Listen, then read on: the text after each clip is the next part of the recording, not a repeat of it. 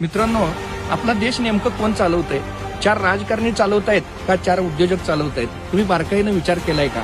खरं तर तलवारीची भाषा करणारे रिक्षा टॅक्सी चालवतात, टुकार मुकार नोकऱ्या करतात आणि तराजू ज्यांनी हातात घेतला ते मोठे बिल्डर आणि उद्योजक झालेले आहेत. आज मुंबईमध्ये सगळं जर बारकाईनं बघितला तर 2-3% जागा सुद्धा मराठी माणसांकडे आता शिल्लक राहिलेली नाहीत. सगळे ज्यांनी तराजू हातात घेतला त्यांनी सगळ्या जागा काबीज केलेल्या आहेत. त्यामुळे तरुणांनो, तुम्ही आता नेमकं काय करण्याची गरज आहे हे तुम्ही समजून घ्यायला हवं.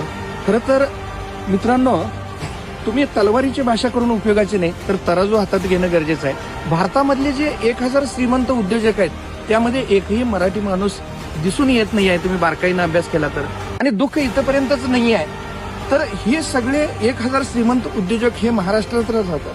तर महाराष्ट्राला निसर्गानं, परमेश्वरानं, ईश्वरानं इतकं सगळं वैभव आणि संपत्ती दिलेली आहे. या सगळ्या रिसोर्सेसचा आणि साधनांचा आपण मॅक्झिमम वापर केला तर आपण सुद्धा टॉपला जाऊ शकतो. परंतु तरुणांच्यात हे स्पार्क, त्यांची स्वतःमधली शक्ती ओळखण्याची गरज आहे.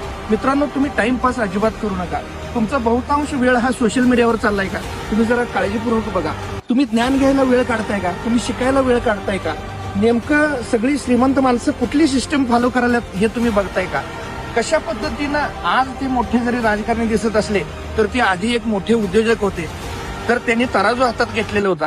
त्यांनी राज्य, सत्ता, संपत्ती कशा पद्धतीनं ते राखायला गेलेत ह्या सिस्टीमचा तुम्ही अभ्यास केलाय का? मित्रांनो, केला नसाल तर आज आत्ताने ताबडतोब जागा व्हा. टाइमपास करू नका, वेळ वाया घालवू नका. कितीही मोठा श्रीमंत माणूस किती करोड रुपये देऊन गेलेला 1 तास सुद्धा वेळ कुणी परत आणू शकलेला नाही आहे. आपल्याला टाइम लावलेला हा लिमिटेड आहे. या लिमिटेड टाइम मध्ये अनलिमिटेड काम जर तुम्हाला करायचं असेल तर प्रत्येक क्षणाचा, प्रत्येक तासाचा, प्रत्येक दिवसाचा प्रॉपर वापर आपण केला पाहिजे आणि ऍक्शन मोडवर आलं पाहिजे.